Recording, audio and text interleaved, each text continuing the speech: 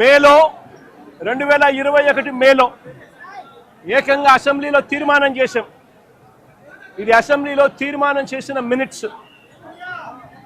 ఎట్టి పరిస్థితుల్లోనూ స్టీల్ ప్లాంట్ను ప్రైవేటైజ్ చేయడం అన్నది అన్యాయము, చేయొద్దండి అని చెబుతూ ఏ రకంగా ఈ ప్లాంట్ను గొప్పగా నిలబెట్టగలుగుతాము, ఏ రకమైన మార్పులు చేర్పులు చేయగలిగితే ఈ ప్లాంటు బ్రహ్మాండంగా నడిచే పరిస్థితి ఉంటుంది అని చెప్పి కూడా వివరిస్తూ సలహాలు కూడా ఇచ్చాం. ఈ సలహాలన్నీ కూడా ఇస్తూ అసెంబ్లీలో తీర్మానం చేసి therefore the house unanimously resolves to oppose the decision of the government of India on strategic disinvestment of government of India's shareholding in RINL Visakhapatnam along with the management control by way of privatization. Also resolve to request the government of India to consider the measures suggested by the Honorable Chief Minister of Andhra Pradesh in his letter dated 6th February 2021 and 9th March 2021 to make RINL profitable and remain the pride of Telugu people and the state of Andhra Pradesh. ఈ మాదిరిగా అసెంబ్లీలో తీర్మానాలు సైతం చేసి ప్రైవేటైజేషన్ను అడ్డుకోగలిగాం, ఆపగలిగాం, ఎంప్లాయీస్కు తోడుగా నిలబడగలిగాం. అంతేకాదు ప్రధానమంత్రి గారు విశాఖపట్నం వచ్చినప్పుడు నవంబర్ 12, 2022 సాక్షాత్తు ప్రధానమంత్రి గారి సమక్షంలోనే ప్రైవేటైజేషన్కు ఆపండి అని చెప్పి కూడా ప్రధానమంత్రి గారిని కోరడం కూడా జరిగింది. పబ్లిక్ మీటింగ్లో ప్రధానమంత్రి గారి సమక్షంలోనే. నేను చెప్తా ఉన్నా, ఆ వాలెట్కి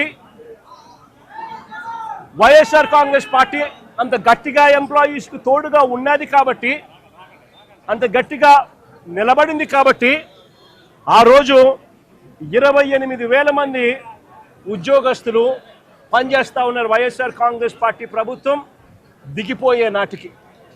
నేను అడుగుతా ఉన్నా, ఈరోజు పరిస్థితి ఏమిటి అనంటే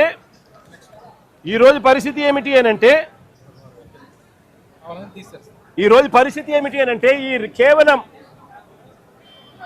ఈ 2 సంవత్సరాల కాలంలోనే ఏకంగా 28,000 మంది పనిచేస్తూ ఉన్న ఈ సంస్థలో కాంట్రాక్ట్ అయితేనేమి, పర్మనెంట్ ఎంప్లాయీస్ అయితేనేమి, రెగ్యులర్ ఎంప్లాయీస్ అయితేనేమి 28,000 పనిచేస్తూ ఉన్న పరిస్థితుల మధ్య 2024 మన ప్రభుత్వం దిగిపోయే నాటికి ఈ 2 ఏళ్లలో ఏకంగా 10,500 మందిని తీసేశారు. కాంట్రాక్ట్ ఎంప్లాయీస్ని 6,500 మందిని తొలగించారు. విఆర్ఎస్ ప్రకటించి బలవంతంగా విఆర్ఎస్ తీసుకునేట్టుగా ఒత్తిడి తీసుకొస్తూ మరో 1,800 మందిని తప్పించారు. రిటైర్ అయిపోయిన వాళ్ళు మరో 2,500 మంది, దాదాపుగా 10,500 మందిని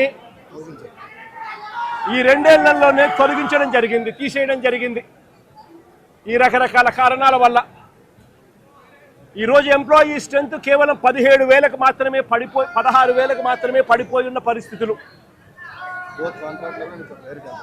ఆశ్చర్యం ఏమిటి అనంటే ఈ 16,000 మంది ఎంప్లాయీస్ను పరిస్థితి ఎలా ఉంది అని చెప్పి కూడా ఒకసారి గమనించినట్టయితే 4.5 నెలల జీతాలు పెండింగ్.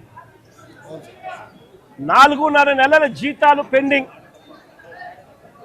మరో వంక ఎప్పుడూ చూడని విధంగా, దేశంలో ఎక్కడ జరగని విధంగా మొట్టమొదటిసారిగా ఉద్యోగస్తుల జీతాలు ప్రొడక్షన్ లింక్డ్ ప్రొడక్షన్ లింక్డ్ జీతాలకు ముడిపెట్టారు. అంటే ప్రొడక్షన్ ఈ మేరకు వస్తేనే మీకు ఈ మేరకు జీతాలు వస్తాయి, ప్రొడక్షన్ ఈ మేరకు రాకపోతే మీకు జీతాలు ఈ మేరకు రావు అని చెప్పి మొట్టమొదటిసారిగా జీతాలు ప్రొడక్షన్ లింక్డ్ జీతాలు ఇవ్వడం కూడా ఈ 2 ఏళ్లలోనే మొదలైంది. నిజంగా దేశంలో కూడా ఎక్కడ జరగదు. ఎవరైనా పర్మనెంట్గా ఎంప్లాయీ ఎక్కడైనా ఉన్నా వాళ్లకు జీతం ఎంత ఉంటే అంత జీతం ఇస్తారు. ఇక్కడ మాత్రమే ప్రొడక్షన్ ఇంత ఉంటేనే జీతం మీకు ఇంత వస్తుంది అని చెప్పి చెప్తా ఉన్న పరిస్థితులు ఇక్కడ మాత్రమే చూస్తూ ఉన్నాం.